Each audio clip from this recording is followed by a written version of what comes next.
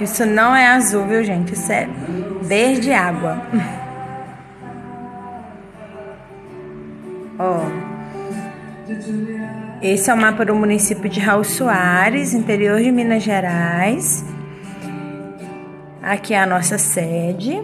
Aqui os nossos 2 povoados, Capitão Martins e Cornélio Alves. São Vicente da Estrela, São Sebastião do Óculo, Vermelho Velho, Santana do Tabuleiro e Bicuíba são distritos. Isso não é azul, tá, gente? Eu não tô entendendo porque que tá azul aqui no vídeo, mas é um verde água. E fazemos divisa com as cidades de Bom Jesus do Galho, Caratinga, Vermelho Novo, Caputira, Abricampo, São Pedro dos Ferros, que é a mais próxima da gente, e Córrego Novo. Raul Soares faz parte da Zona da Mata Mineira e do mapa de Minas Gerais. Então, como que você vai convencer seu aluno a fazer um colorido legal, gente? Estimula uma musiquinha calma, relaxante. Nesse período, então, de pandemia, é muito bom para a criança. Lembrando que todo mapa, para ser completo, precisa ter título, legenda, orientação, que pode ser com a rosa dos ventos, uma escala que representa a medida de quanto o terreno foi diminuído para que ele fosse representado no papel. Ensinar as crianças que também precisa da fonte, de onde o mapa foi retirado, né? Estimular a apontar o lápis, deixar a pontinha mais fininha para o colorido ficar melhor e sempre para o mesmo lado. Quando você dá um mapa, além de você estar fazendo esse efeito de ensinar a localização espacial, você começa sempre sobre o seu município, né? Mostrando onde é a sede. Você também trabalha coordenação motora, que nesse período de pandemia as crianças perderam muito o hábito de escrever. Então, assim, as letras estão as verdadeiras bênçãos. Então, quando colore, fica muito melhor. Tá? Ajuda bastante na questão da coordenação motora.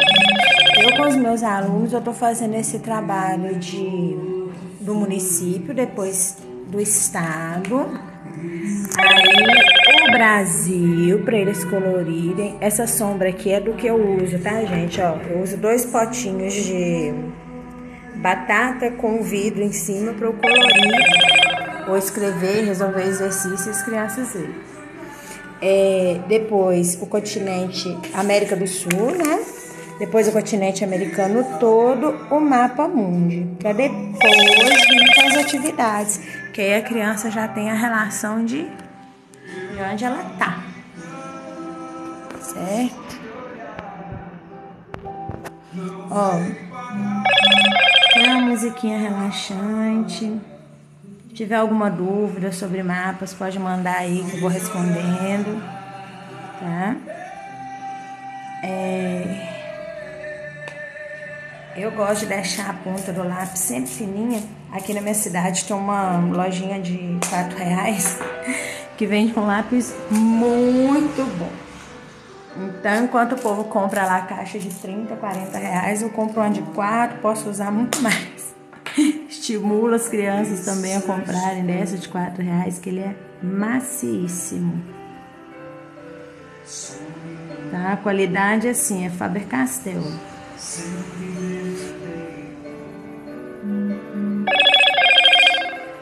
Sempre uma música tranquila, né?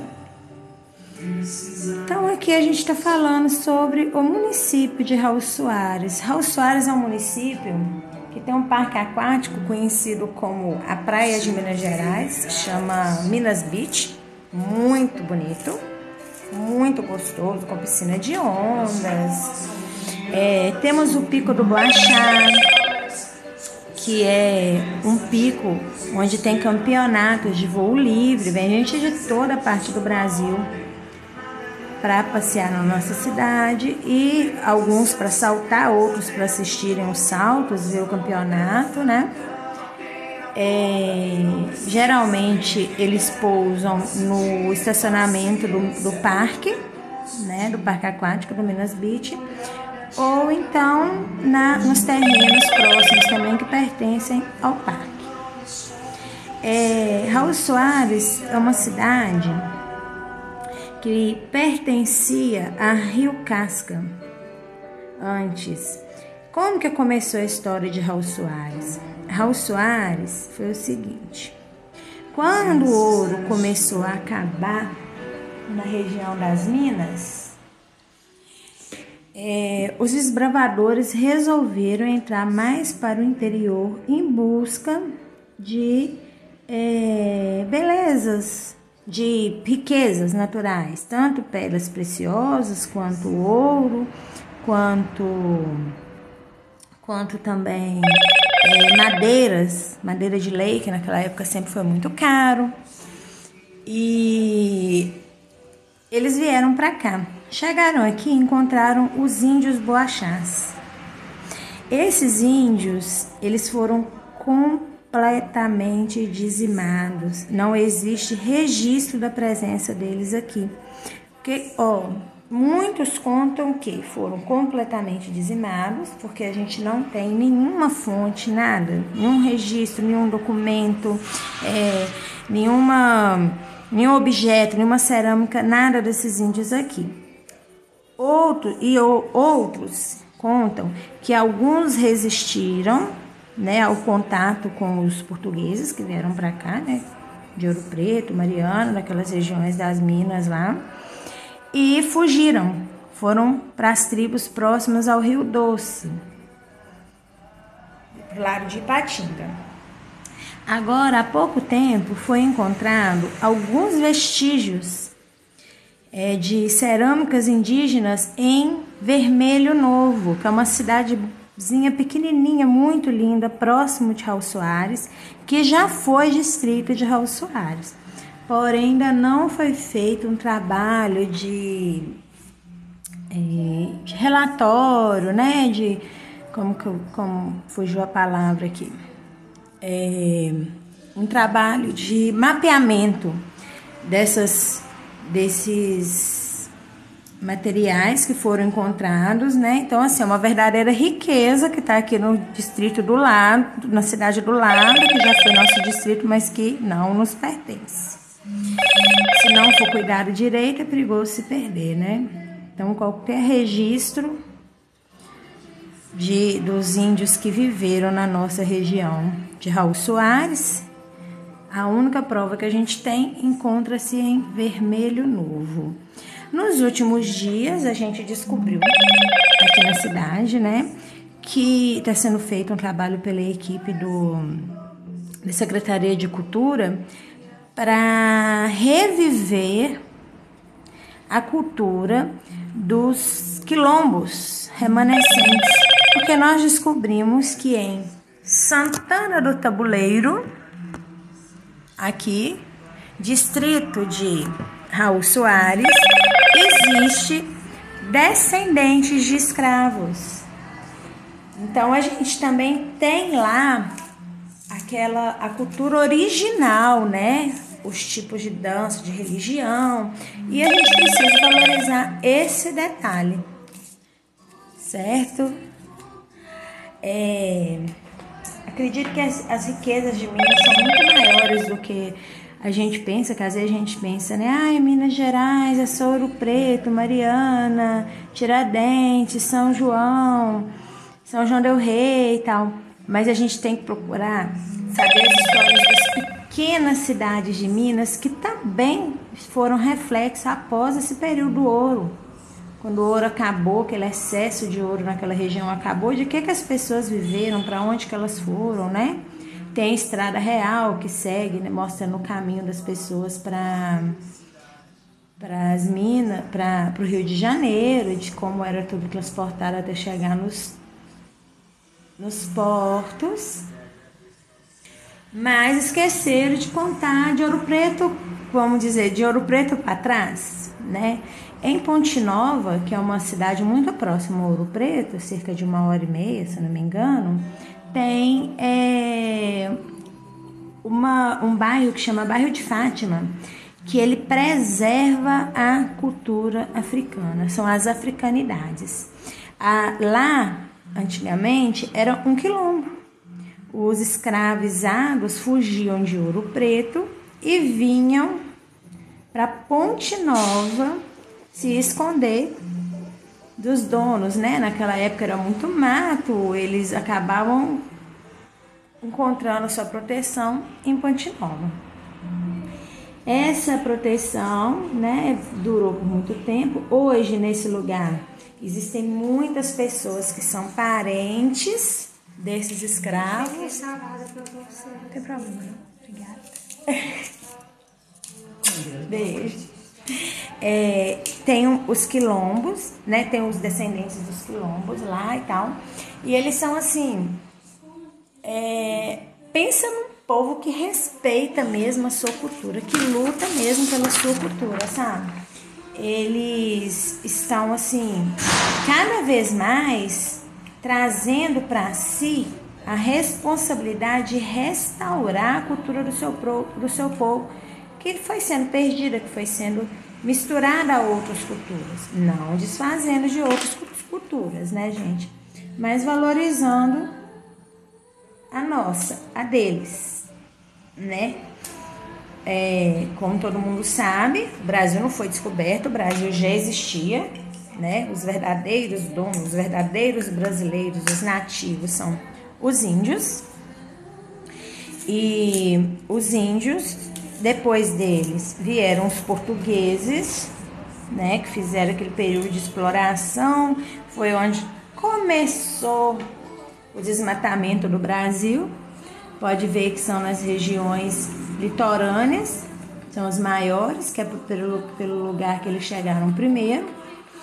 Os índios que tiveram contato com eles, alguns no início eram amigos, depois foram obrigados a trabalhar como escravos, perceberam que o objetivo dos portugueses era diferente dos objetivos deles, porque eles retiravam da natureza somente aquilo que eles precisavam, e eles começaram a ver uma verdadeira devastação das nossas matas.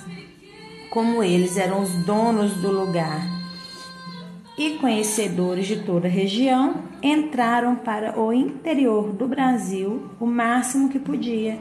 Então, quanto mais um homem branco entrava para o interior do Brasil, mais o índio entrava mais ainda para o interior.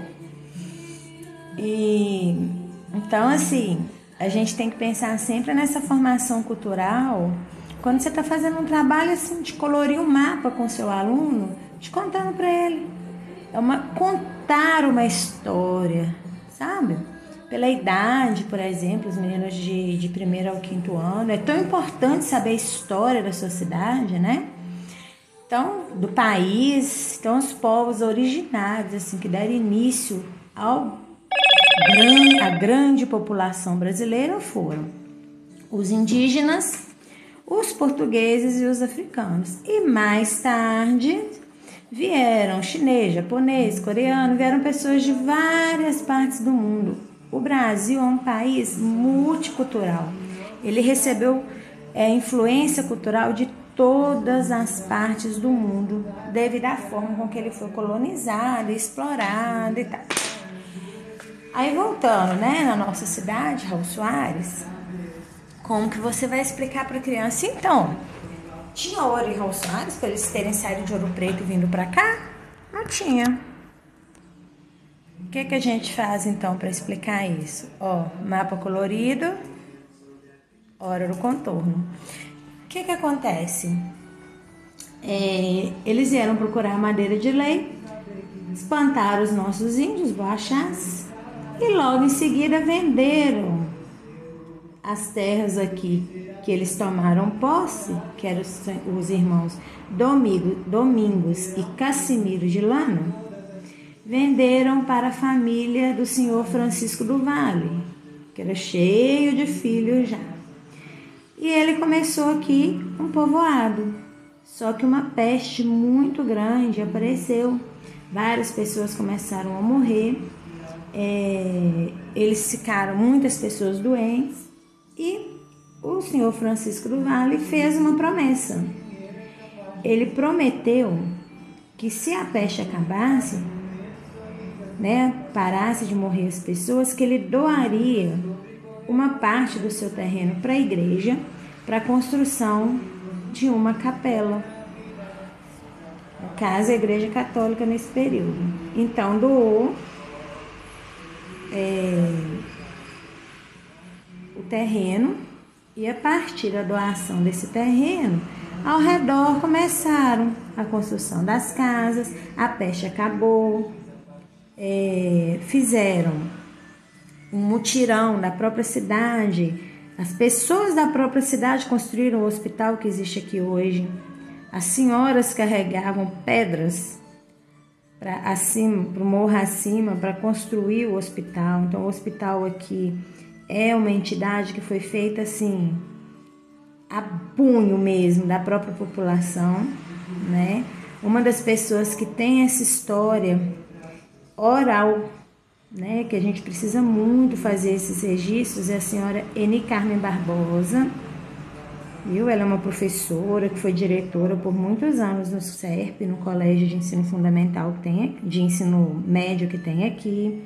Foi minha professora na faculdade, muito envolvida com a religião. Então ela lembra assim, desde as primeiras imagens que foram colocadas na igreja, de tudo que aconteceu, extremamente saudável e lúcida, tá? Aquele programa Terra de Minas teve aqui, fez a entrevista com ela, fizeram um registro, mostraram bastante coisa de nossa cidade. Nossa cidade é cortada por 2 rios, que são os rios Matipó e os rios Santana.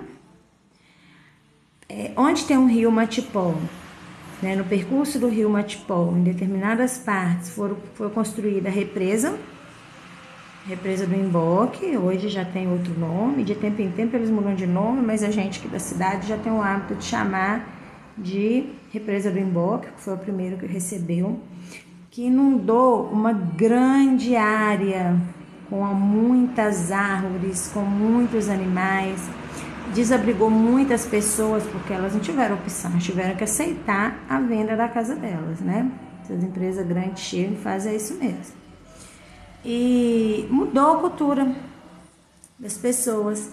Quando eu era pequena, eu lembro que eu ia para a casa da minha avó, a gente passava na estrada assim e olhava lá no alto aquele morrão, sabe? A gente passava muito longe do alto mesmo. E hoje, quando a gente passa na estrada, a gente está bem pertinho, não tem morrão mais, é um morrinho. Quase um barranquinho.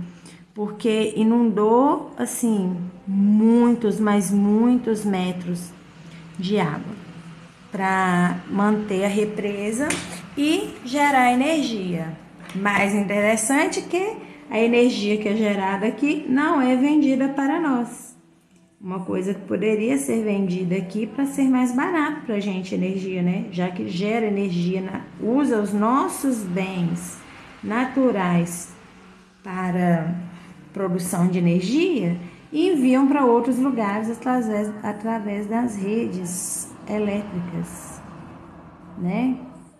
As turbinas quando ligam.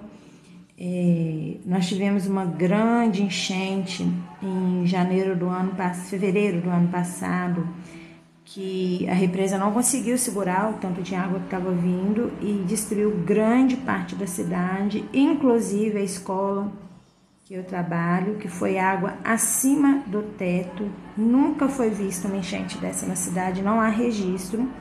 Já falaram da enchente de 85, que foi uma grande enchente, até então era maior.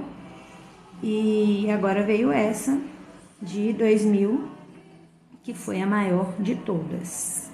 As famílias afetadas pela enchente estão numa luta, tentando com que a empresa responsável pela usina, pelo menos, cria um processo de segurança melhor, de aviso, de alarmes com sirenes, se não me engano já começou a ser colocado, e também